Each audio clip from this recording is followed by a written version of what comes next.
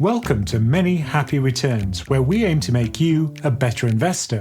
I'm Roman. And I'm Michael.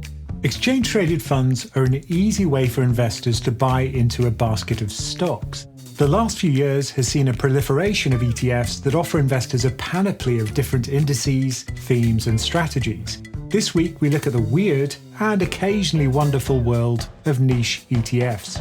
I want to know which of these funds is worth our time, in what environment they might outperform, and how best to incorporate them in our portfolio. And in today's dumb question of the week, we ask, what's the difference between ETFs and ETNs? Okay, let's get into it. If you actually add up all the different equity ETFs and all the different equity mutual funds, there are more than the total number of individual stocks in the United States, which is crazy. We've gone from looking for the needle in the haystack amongst stocks to looking for the needle in the haystack amongst ETFs.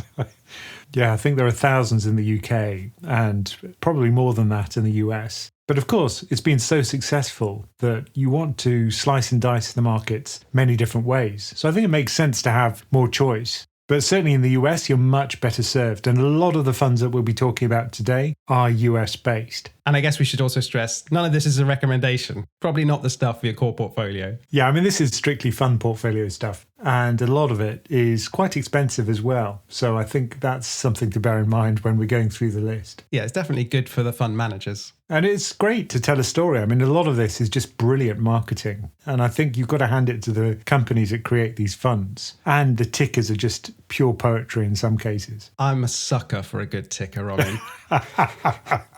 So maybe let's start off with maybe some of the more plausible ETFs. And I've called this Buffett on a budget. So these are things where it's trying to mimic the strategies of some successful active managers. Now, the first one I've come across is with the ticker Moat, M-O-A-T, and it's from VanEck. It's Morningstar's US Sustainable Wide Moat ETF. The idea is that really you're looking for something which has got clear blue water between itself and its competitors. Yeah, so there are 5 criteria which they use, I think, to select which companies have wide moats and are difficult to compete with. So the first is switching costs, which is just a measure of how expensive and difficult it is for a consumer to drop one brand and move to another brand. So monopolies, I think, without using that term. It's true. The second is a measure of intangible assets. So we basically mean brand value there. So things like Kellogg, for example, I think it's one of its biggest holdings. Yeah, because you're going to buy Kellogg's cornflakes. You're not going to buy the own brand supermarket, despite the fact it's the same thing in the box. There are only so many things you can do to corn. And then we've got network effects, which is a measure of if the service gets more valuable when more people use it. So for something like Google, where they're running an algorithm-based search engine, the more people that are feeding it data, the more powerful it gets and the harder it gets to compete with. Then we've got the cost advantage. So some companies are just able to produce their product or service at a much lower cost than competitors, so hard to compete with. And then we've got the ability to make efficient scale, which is basically saying it's not worth competitors entering the market because it's already been cornered by a very efficient company. And I see year to date, it's down 20%. That moat is doing really well. So, yeah, I think a lot of these, you hear the narrative and the way you should always think about it is, okay, it says that it does this. Is that something that's going to necessarily be a theme or an approach to investing which is going to outperform? And in 99% of the cases, the answer is probably no. But still, it's a nice thought that, you can buy these companies in a kind of algorithmic way rather than paying a fund manager to do it. So is this one passive or active? It's tracking the Morningstar index, which I think is in a sense active because it's using subjective judgment of their equity analysts to determine which of these criteria different company meet and do they have a wide moat. So it's kind of blurring the lines between active and passive because all they've really done is take the active choices and outsourced it to the index provider. Yeah, exactly. And I think it's a bit of a nonsense to say you can sort of bottle the magic of Warren Buffett by a load of equity analysts at Morningstar. There's a reason Buffett is so successful. He's unique. And the fee for this one is 0.49. But that's actually pretty low compared to some of the others we're talking about, but well above what you'd usually pay for a passive fund. So in the US, I mean, if you're paying more than about 0.2 or in the UK now, then I'd say that's expensive. And you know what, Roman? There's actually a global version of this fund, because Moat is just for the US, and that's called GOAT, which I like. And I'd be tempted to buy just on the name. Greatest of all time, brilliant. Yeah, the GOAT fund. Okay, I like the next one. This is Knife the Fallen Knives ETF. Yeah, NIFE. So you've probably heard this pearl of wisdom, which markets often bandy about, which is that you don't catch a falling knife. In other words, if a stock's falling or a fund's falling, you don't buy it because it's probably going to fall further. So this one deliberately is to catch those falling knives. Yeah, brilliant. What could go wrong? It's a circus act turned into an ETF. So definition is stocks that have fallen significantly, but with the financial health to support future outperformance. So this is another kind of Buffett strategy in a way, because he started his career by looking for, I think what Charlie Munger, his partner, called the cigar butt investments, the companies which were really beaten up, but maybe you got one more puff left in there and you can make a profit. So it's a bit like that, isn't it? Yeah. And in the credit space, there's something called the fallen angel approach to investing. And there's actually a fallen angel fund where you've got companies which have been downgraded from investment grade to junk status, but potentially they could make it back into heaven, into the investment grade space. So this is like that, but for equity. And there's a lot of different funds which kind of try and play on these themes that we've all heard of, these tactics. So there's also MNA, which is the IQ Merger Arbitrage ETF. And that's, again, something Buffett occasionally dabbles in. We know that last year he smartly bet on the merger of Activision Blizzard. It was suspicious, I think, is the word you used, Michael, at the time. No, it's not suspicious from him. He's just a very big gaming fan and knew that this was going to be a good bet. Yeah, I've seen him on Call of Duty. Wazza is his handle. But the idea with merger arbitrage is that if you're going to buy a company and the merger goes through, it pushes up the share price of the company that's being acquired. So by judiciously choosing those potential targets for acquisition, you can generate very high returns. Of course, if it falls through like Twitter did, then the share price falls. So there's a kind of binary outcome there. Yeah. So the blurb says this is investing in global companies for which there has been a public announcement of a takeover by an acquirer. But it really depends on the economic environment as well, doesn't it? So as we enter this kind of shaky, volatile period, when interest rates are going up, then the funding of these acquisitions becomes more expensive. There's less risk appetite for the acquisitions. So I think, that one potentially is not such a good one in this environment. It's really interesting, though, isn't it, that you can now do things which were the preserve of hedge funds not so long ago. Yeah, and this is something you could pay a hedge fund manager a lot for still. So I think if it is successful, then lots of hedge fund managers would be worried about this. And there's another one which is launched pretty recently, actually, called Night Shares. Have you seen this, Roman? Oh, I love this one. Lots of people notice that if you actually buy stocks at the close of business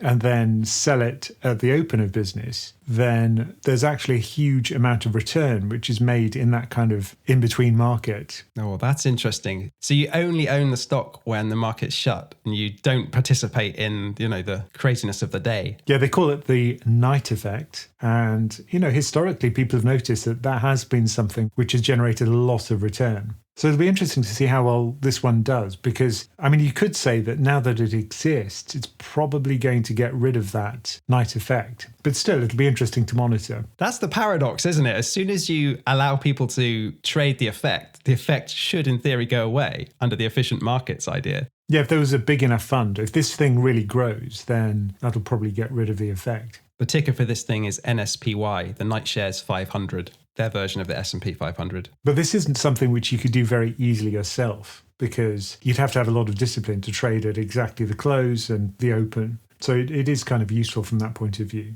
Is this one of the few which could potentially be a core holding in place of a S&P 500 fund? I wouldn't trust that. I'd never do that. Too novel. Well, yeah, and a lot of these things, they back test well, but then the minute there's a fund launched, you can almost guarantee that it's not going to work. Okay, so there's another nice one, which I like, simply because of the ticker again. It's DSCF, the Discipline Fund, which isn't what you might think. Oh, this sounds up your street, Roman.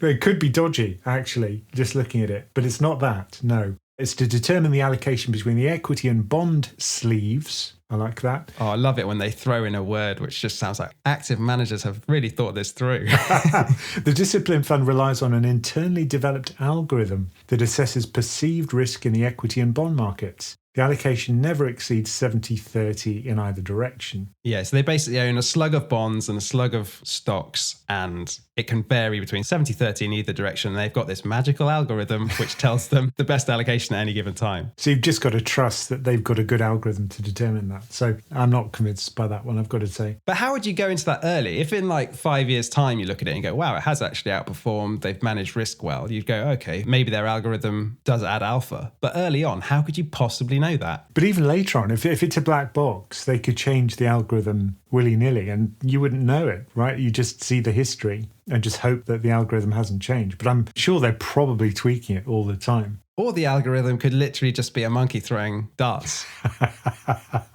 Yeah, kind of Monte Carlo type approach. Yeah. I think there were jokes about monkey ETFs where it was just random choice. I mean, I think half of these are that. But only in retrospect. So if those are the more plausible ones, and even those don't sound that plausible, let's move on to some of the real niche stuff. So as you know, Roman, ESG investing, environmental, social and governance, being a good investor, a well-meaning investor, that's a big theme these days. But what if we don't like that? What if we're just really into the bad stuff? Well, there are some brilliant ETFs in this space, which are decidedly anti-ESG. So, for example, the most obvious one is VICE, V-I-C-E. This is the Advisor Shares VICE ETF. And this seeks products and services that people find pleasure in, regardless of economic conditions. So it's all the dodgy stuff, right? So alcohol, tobacco, gaming, and other vice-related business activities, porn. Right.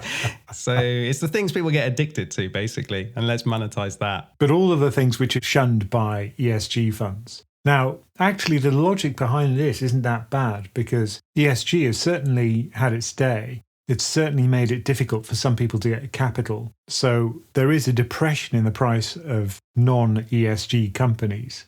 So in theory, if ESG kind of fades as a trend, then these companies could see their valuations increase. Definitely. If they're underpriced now, you'd think that mean reversion would pull them back up. As long as they can generate profits, which many of these things are, of course, very profitable because, if you're selling an addictive product, that's obviously going to be something which is pretty easy to sell. It's an interesting one. I think of all of the ones we've seen so far, I think that's one I kind of like the prospect for the best. You just got to put your morals to the side. Well, this is the problem. I think some people just would have issues with that. There's a similar one with the ticker BAD, and I love their slogan. I went on their website, and the slogan is, "What was bad is now good."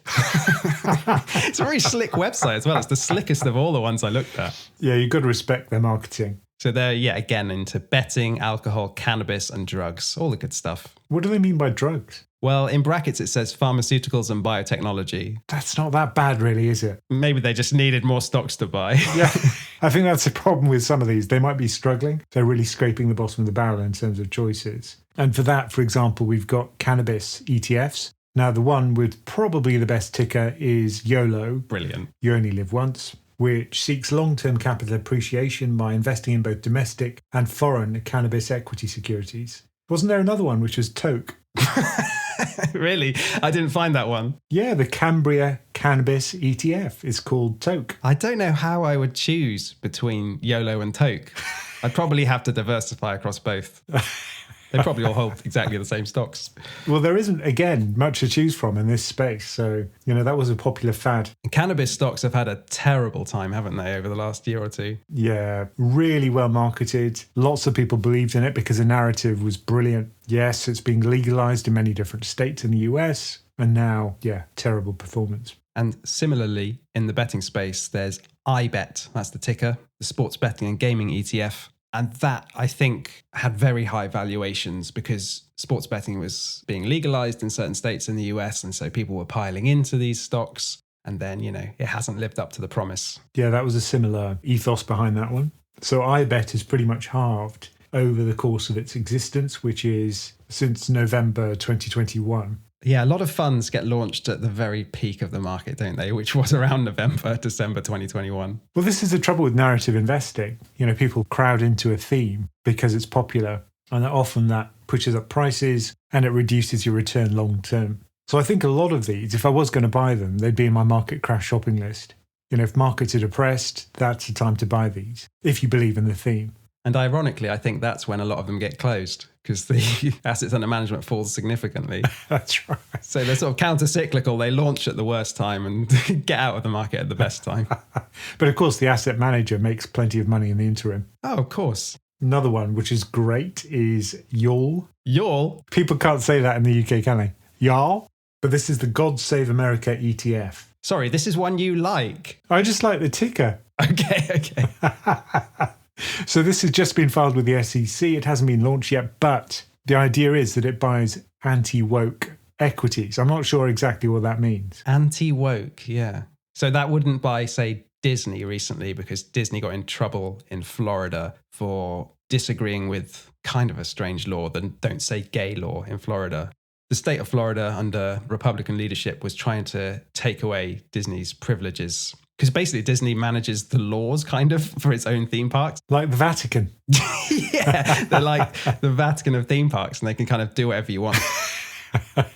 The trouble is we can't see the actual stocks it's going to invest in. So it's going to invest in 30 to 40 companies. The market cap has to be at least 1 billion. It aims to invest in companies with a track record of creating American jobs and incurring capital expenditures within the US. So it's very domestic focused. But the thing about the S&P is that it's 60% of its revenues are generated internally in the US anyway. So the US is kind of quite a closed ecosystem in the equity market at least.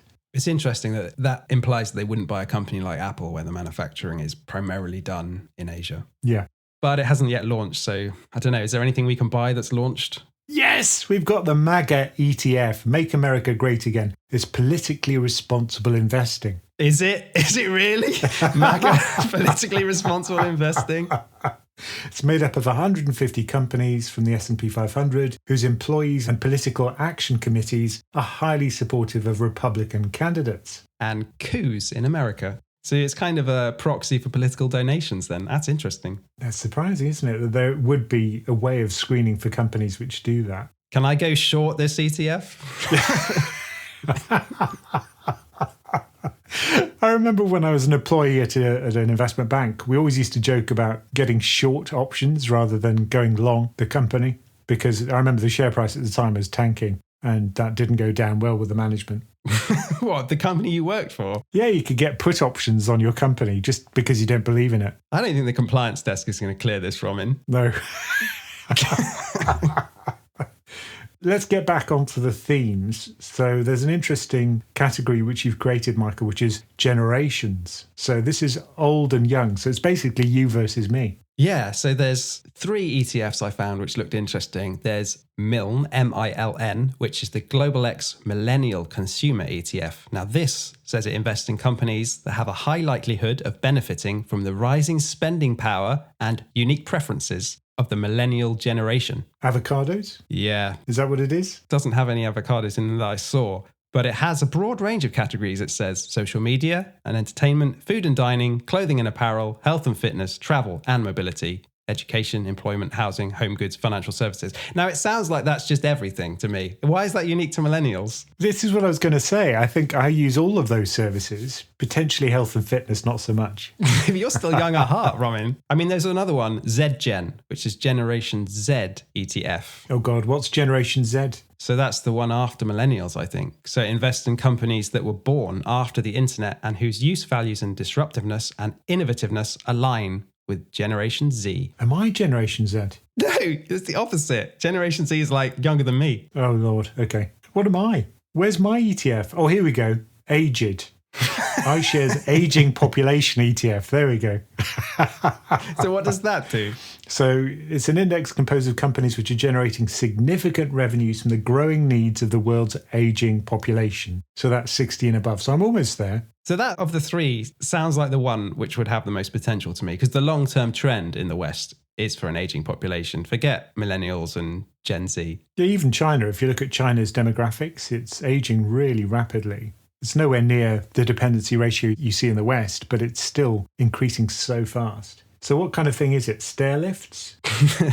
It's probably way more broad than that. That's the thing with all of these kind of themes. Like you say, the narrative sounds amazing, but can they actually pick companies that are focused enough on that trend to benefit? Okay, here we go. So Ultragenics, pharmaceuticals, CGen, healthcare. So there's a lot of healthcare. In fact, the top 10, it's all healthcare. So is this a proxy for a pharmaceutical and biotech ETF, really? It looks like it. So healthcare is 52% of it. Financials 35, because old people have money, of course. And then almost nothing for the other sectors. So you're taking a bet on pharmaceuticals and finance. Rich people who need drugs to stay alive. Yeah. So those are the two sectors. I mean, it does sound plausible to me. That's the one that I will keep in my back pocket for a market crash, I think. But again, if you're overpaying for these things, everyone's been buying into this aging theme for a long time. That's why pharmaceuticals had such high valuations. So it's hard to kind of beat the market just by buying these thematic funds. Of course it is. We all know that, but they've got good tickers, haven't they?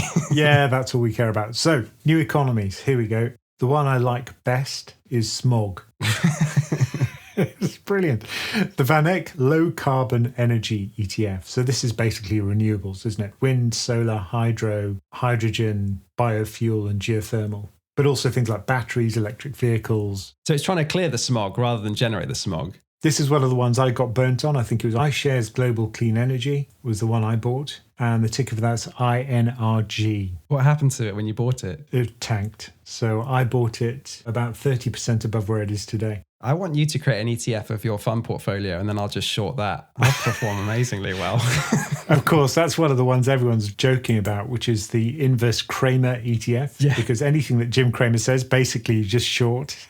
And he's got an uncanny ability to do this. So if you find something with negative alpha, right, and you can short it, you've then got positive alpha by definition. Yeah, that's right. To be short something which is always wrong is just as informative as being long something which is always correct. So I think, if he can generate negative alpha, he's a genius. A very special kind of genius. Unfortunately, a lot of the negative alpha is often down to fees. That's true. You'd still be paying fees even if you shorted. And another one which I really like as a theme, I'm such a nerd when it comes to space, is UFO. Right. I think that's just brilliant. So this is the Procure Space ETF. But it sounds like a conspiracy theory ETF, but it's not, right? Yeah, so it's not about Roswell. It's actually about buying anything to do with satellites or launch capability or GPS. So a lot of the companies it buys are in that kind of space. No pun intended. Yeah, it's very good. But still, I think that's an interesting theme. Things like SpaceX, which many people would like to invest in, is unlisted. So you can't invest directly in it. But if you buy something like Scottish Mortgage in the UK, they do buy unlisted stocks. So they own some SpaceX.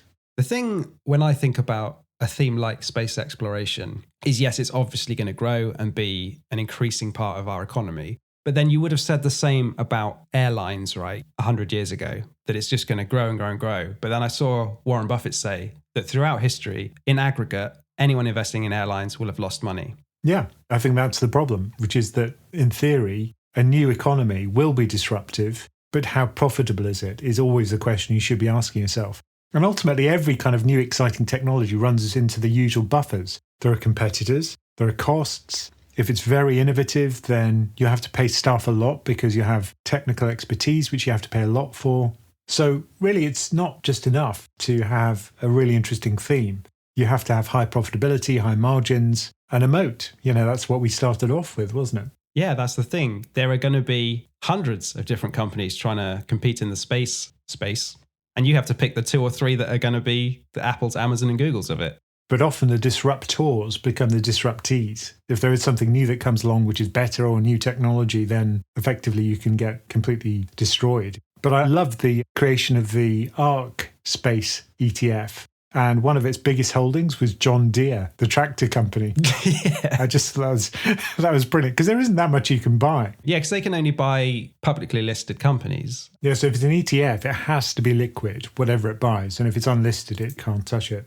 I know there's another ETF with a similar ticker, but it's quite different. The ticker is Moon. Oh, I love this one. This is the Moonshot Innovators ETF. So the idea here is that you go for really innovative US companies, which are at the forefront of changing our lives today and tomorrow. And you go for the companies which are most innovative.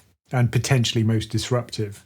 So they choose 50 companies which have the highest early stage composite innovation scores.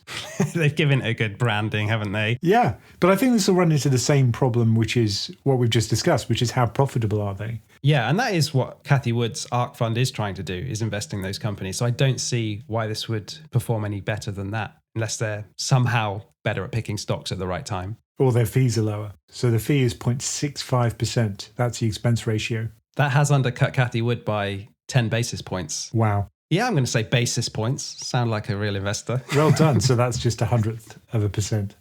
Yeah. And another one that was really popular during the meme craze was Buzz, because these are stocks which have a buzz around them. It's a good link from Moon to Buzz. Oh, I like it. Buzz Aldrin. 75 large cap US stocks which have the highest degree of positive investor sentiment and bullish perception. But what's interesting is how they actually mine these companies. They look at things like social media, news articles, blog posts, and then they kind of mine this data for whichever companies people are saying positive things about. So if we look at the latest holdings, I mean, originally it was things like GameStop, for example, and things like AMC, the movie theatre company. In fact, AMC is still top of the holdings. It makes up about 3.5% of the fund. But you've also got things like Apple, that makes up 3%. GameStop is still there, 3%. Twitter, I can't believe that's positive. Things like Tesla, Snap, Amazon. Yeah, I mean, it all relies on how good their so-called sentiment analysis is. So I've worked in companies before where you sign up to this service and it gives you like a sentiment, positive or negative score for every post you make on social media, like how are people reacting to it. And I'm never convinced it's that accurate. But if it was, and you could get on the meme train early by seeing what was going to be the next stock which everyone on Wall Street bets was going to go for, then yeah, maybe that would be a profitable strategy, so long as you churned the ETF frequently enough to get out at the top, right? And the problem, I think, at the moment is that despite many people being positive about GameStop and AMC, the share prices don't reflect that positivity. And because the valuations were so high, driven up by the narrative, these are the companies which have sold off the most. So this thing's been completely crushed in terms of returns. Even if it did generate somehow long-term alpha, it's going to be a super bumpy ride along the way, isn't it? Oh, yeah. I mean, this is by definition something which won't weather economic downturns. So this thing peaked in November of 2021 and it's halved since then. So pretty devastating if you'd have bought into the buzz at that point. So in periods of euphoria, this is probably a good thing to buy because buzz is what drives equity during periods of euphoria. But during periods now when there's a kind of reckoning, a valuation reckoning, that's pretty disastrous. I mean, maybe you could think about it as a hyper momentum strategy. It's trying to jump on the momentum bandwagon before it's even showing up in the stock price, right? Yeah, so it's like beta on steroids. And there's a whole other grouping, really, of these ETFs, which is around food and hospitality, a sector which we all know because, we're eating every day, right? We're going out to restaurants, we're staying in hotels. And there's a lot of different ETFs who are basically just competing on who can have the best ticker, I think, rather than what's in the there are fund. some crackers, yeah. In fact, crackers would be a good one, wouldn't it? You've got to have it 4 letters, Romin. Oh, yeah. So the first one, interestingly, is an ETN. So we're going to talk about that in the dumb question of the week. So we won't talk about it now, but cow goes for livestock. So this is futures contracts in live cattle and lean hogs. So very specific. Oh, lean hogs. Yeah. I don't like chubby hogs. Yeah, that's hard, isn't it? Lean hogs. And I know there are 2 ETFs which take different approaches to the food industry. So there's EATS, EATZ. Oh, very now. Finger on the pulse. That's Roman, do you know what their slogan is? Allows investors to put their money where their mouth is. Yes. Put it in your fund portfolio, guys. And this is investing in restaurants, bars, pubs, fast food, takeout, food catering, that kind of thing. So it's the established restaurant industry, the Advisor Shares Restaurant ETF. And then on the flip side, you've got food. That's the ticker. And that's the Rise Sustainable Future of Food ETF. So this is more kind of sustainable food solutions. I don't know what you'd even call it. Well, they say it's companies that are accelerating the transition to more sustainable food production systems, consumption patterns, and safeguarding our nature and ecosystems. But it has got John Deere in it again. That crops up everywhere. But things like Beyond Meat as well. Yeah, they're pitching it more in that space, aren't they? It's the kind of equivalent of the smog fund, but for food. I have tried a McPlant. Have you tried it? No, I've had a Greg's vegan sausage roll. How's the McPlant? McPlant was very good. I was really surprised. I thought, well, it's just going to be a gimmick. But in fact, you wouldn't really know. I mean, it is different in terms of texture and flavour. But most of the burger is kind of masking the taste of the meat anyway. Meat in inverted commas. That's right, yeah. I didn't realise there was actual meat in those burgers before. And then we've got kind of in the hospitality space, we've got beds, Advisor Shares Hotel ETF. Roman, does it end with an S or a Z? Z, of course. Then I'm in. You'd also like this one, Michael, Cruise, which is the airline, hotel and cruise line ETF. Yeah, that should be included in your aged portfolio. Yeah, that's right. Pharmaceuticals and cruises. So that's cruise with a Z as well, yeah. It's interesting. Carnival has been completely hammered by the pandemic. I mean, all those cruise companies were absolutely smashed, and I think we're on the verge of needing to be bailed out, right? So this one is down by 81% since its pre-pandemic price. So it really is looking like it's on the skids. I think some of the issue was they were seen as cash cows and had therefore geared up the balance sheets, a lot of these travel companies. And then, when demand got absolutely crushed and people couldn't travel in the pandemic, the debt servicing became a real problem. I suspect cruise is also being fairly hammered. So I think this would definitely come under the category of a recovery play. So it only goes back as far as 2021 in July. So they must have launched this as a kind of recovery play ETF. But since then, over the course of this year, it's fallen pretty sharply. So yeah, not much sign of recovery yet. But I guess ultimately this is something that's going to come back. People will get back on cruises. It would be my worst idea of a nightmare from hell. Yeah, me too. I can't imagine ever wanting to cruise. I'd buy an ETF that just invested in Tom Cruise films. That'll do all right. Yeah, that would be good. Or Penelope Cruz. Yeah, just an ETF which sort of diversifies across actors called Cruise. This is why we'll never be fund managers, Michael. Now, something which will do well this year, of course, is something which gives you some kind of hedge against risk. And I've had lots of people ask me about these, so it's kind of interesting to talk about them. Tail is the one people often mention. This is from Cambria, which has lots of really interesting, innovative ETFs. And this is one which buys out of the money put options on US stocks.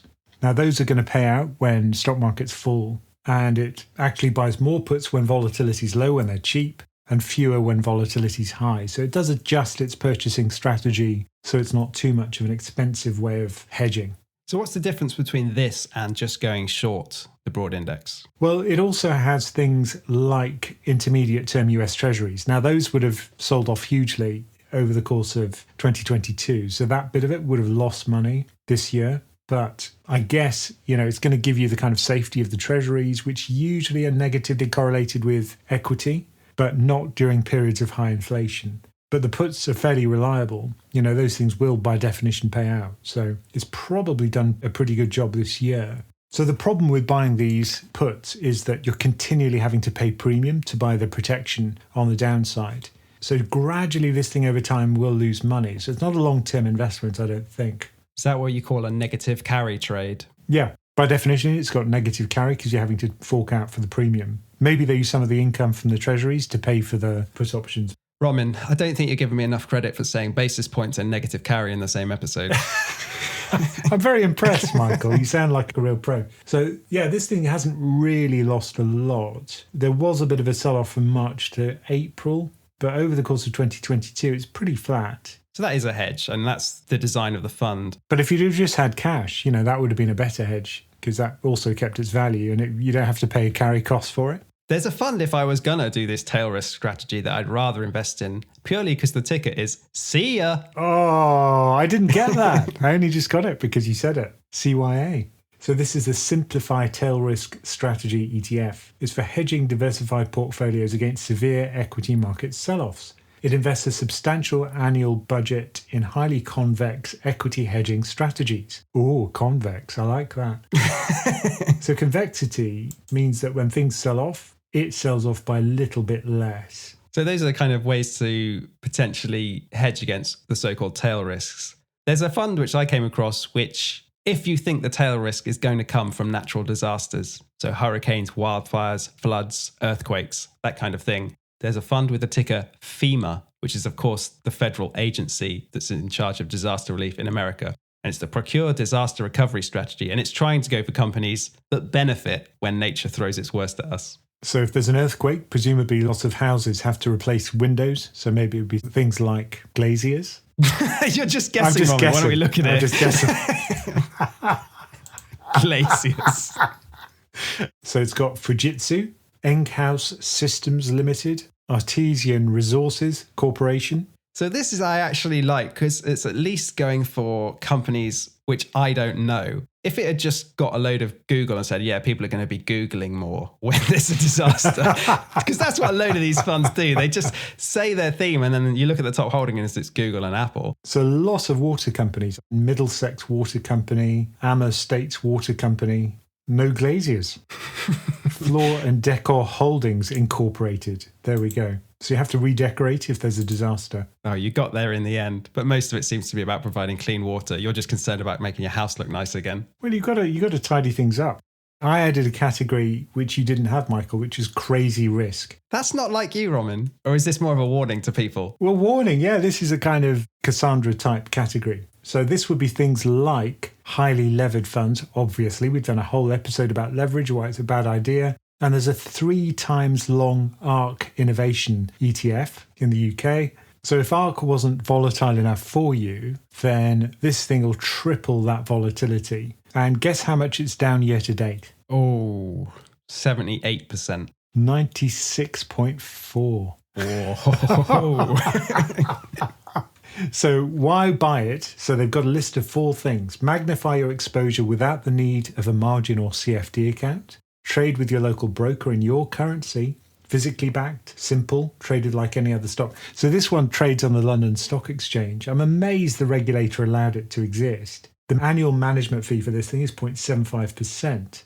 And there's probably a built-in margin fee as well, which is Fed funds, the overnight rate, plus 1.5%. So you're basically being milked for fees while you take this hugely leveraged punt on a really speculative fund. It's toxic and has so many red flags that, I just think it's amazing that it exists. Is there anything even riskier than that? Oh, there is a good one, actually. Now, this is in the fixed income space, which people don't usually associate with a very high risk. By fixed income, you mean bonds, don't you? Fixed income is bonds, yes. So normally you think of bonds as being safe, but this thing is purely highly speculative corporate bonds in the US. Now, I assume this ETF actually is designed to be a building block in a larger portfolio. So you wouldn't have a large allocation, but it's only CCC rated companies. Now, I don't know if people are familiar with credit ratings, but it goes all the way from AAA down to BBB. That's all investment grade. And then you go from double B down to single B and then CCC.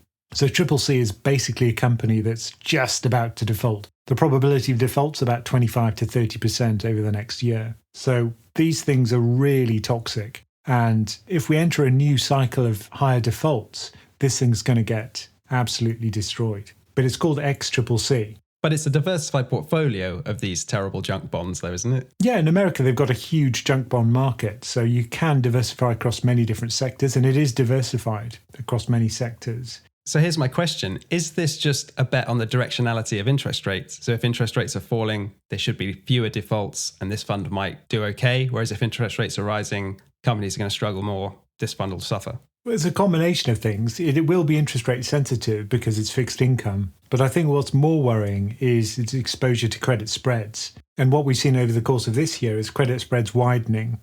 That means that you're getting an additional income to compensate for a higher risk of default.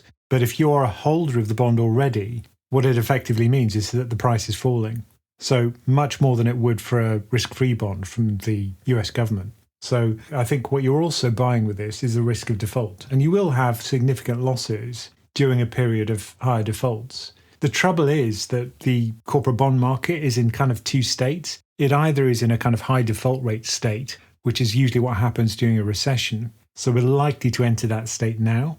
Or it's in a kind of quiescent state, which it's been in, over the last 10 years, really. So I think people misjudge the risk of these funds. So that's why I think it's toxic, because on the face of it, it looks like it's really high yield. It's paying you a very high yield at the moment, for example. But that's because it has a very high risk. And we're about to see those risks realized, I suspect, as we enter a potential recession in the US. So I think this one, again, is in the kind of crazy risk category. Okay, Roman. So to wrap up, I'm going to throw 3 ETFs at you. Now you tell me, 1, are they real or have I made them up? And 2, would you invest in them? Okay, first one is PETS, PETZ. And the blurb is, PETS seeks to invest in companies that stand to benefit from the rise in ownership and humanization of pets, the adoption of fresh and wholesome diets for pets, growing demand for pet healthcare, and the valuable contribution pets make to our overall mental health and well-being. Well, you see, I'm a sucker for pets because of Teddy. So I can see there'd be a huge market for this. So yeah, I believe this one is a real one. And would I buy it? Maybe in my fund portfolio I would, yeah. Well, you're correct on both counts. You should buy it and it is real. Okay, brilliant. And I suspect that's done really well during the lockdown. Go on, number 2. Number 2 is PLOP, P-L-O-P. PLOP seeks to invest in companies involved in the sanitation, soil remediation, and wastewater management services. Let me finish.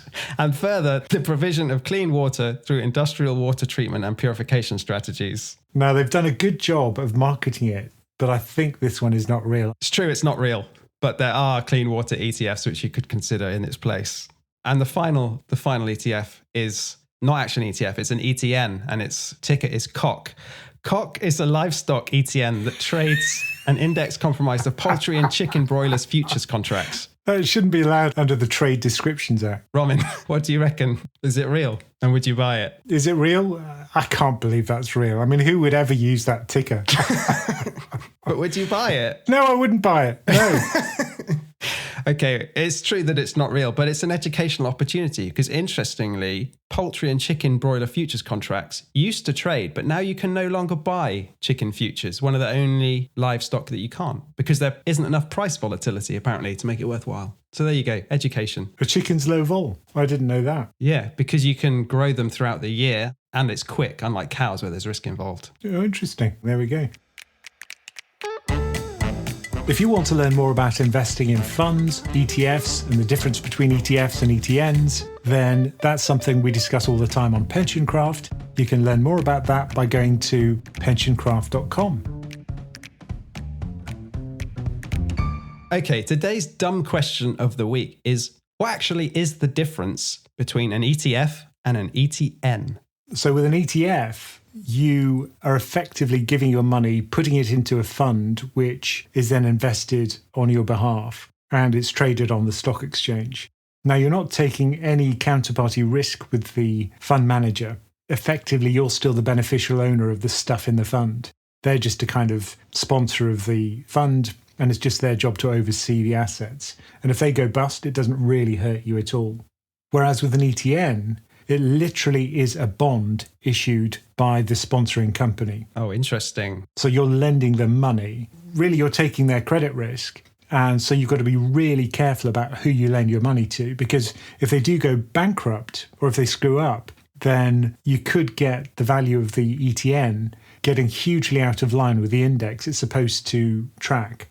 Now, really, all it is a guarantee from the issuer that the price of the fund will stay in line with the index that it's supposed to track. It's only as good as that promise. So you've really got to trust the company that's issued it. Yeah. And really, it shouldn't just wait for a bankruptcy. It should reflect the credit spread, right? If they're getting a riskier credit rating, then the ETN should price in a kind of risk of default. And these are just structured notes. What that means is it's a derivative, which essentially means that you provide the capital to a counterparty and they, in a contract, specify a payoff at some point in the future. So it is a structured note. And that means in the event of a bankruptcy, you'll just be in line with the other creditors, hopefully a senior point in the line where you'll get paid before everybody else, but often not. So, you could lose a substantial amount of money. Yeah. I know that Lehman Brothers did have a suite of ETNs under the Opta brand, which when Lehman defaulted, they were obviously all delisted, and investors eventually only recovered 9 cents on the dollar on average for their ETNs. And Bear Stearns as well had a similar thing. It had ETNs which didn't pay out. But things can go wrong other than default. So, for example, Barclays really screwed up this year with their ETNs. So it had two really popular ones, VXX, which tracks VIX, short-term futures, and oil, which was supposed to track the price of oil. Now, both of those were affected by a huge screw-up on the part of Barclays. Because the way this thing works is they have to apply to the regulator, the SEC, Securities and Exchange Commission, to get kind of shelf registrations for all the stuff they're going to issue over the following year. But because they made this huge mistake in 2019, they lost their kind of preferred status as a company which could issue these shelf registrations, they're called. And they turned out to have issued $15 billion more than they were allowed to. So they suddenly noticed the mistake. And in March 2022, and they suddenly had to stop issuing new units of these ETNs. So effectively, it became a one-way market where you could have redemptions, but no creations. So what happened was that the share price exceeded the net asset value on these contracts. So, if the company screws up, these are derivatives and it can go badly wrong. So personally, I'd never touch an ETN. So here's the question. Why do people invest in ETNs when there's ETFs available? Well, they do offer pretty close tracking, almost perfect tracking, potentially, if it's got a derivative inside it. Whereas the ETF can vary? Yeah, there can be a tracking error for ETFs. So perfect tracking might be one reason. You may not be worried about the counterparty credit risk. You might think, oh, this company's completely safe, but I'd be wary of that. No company is completely safe, are they? But the other thing is I think it does offer access to some unusual and novel markets, which perhaps you couldn't get through the ETFs. Yeah, it would be an exotic market, like you say, like volatility, for example. The thing is, though, retail investors can buy ETNs, and I'm not sure everyone knows the difference and realizes they're taking this credit risk. What a difference a letter makes. Yeah. Both trade on an exchange, so it seems to be very liquid. It seems to be like an ETF. And like you say, I think people just don't realize the difference. But still, I'd be really, really careful about buying ETNs, and particularly in this market where we are seeing lots of dislocations and potential crises coming to light when markets fall. Thank you for joining us for Many Happy Returns. Keep sending us your questions at mhr@pensioncraft.com and we'll tackle them in the coming episodes. And do remember to check out PensionCraft.com for all the information about our membership, courses and investment coaching options. Many Happy Returns is a PensionCraft production, co-hosted and executive produced by Romy Nakiza and Michael Pugh. This podcast is for informational and entertainment purposes and is not financial advice. We do not provide recommendations or endorse any decision to buy, sell, or hold any security. We cannot be held responsible for any actions listeners may take, and investors are encouraged to seek independent financial advice.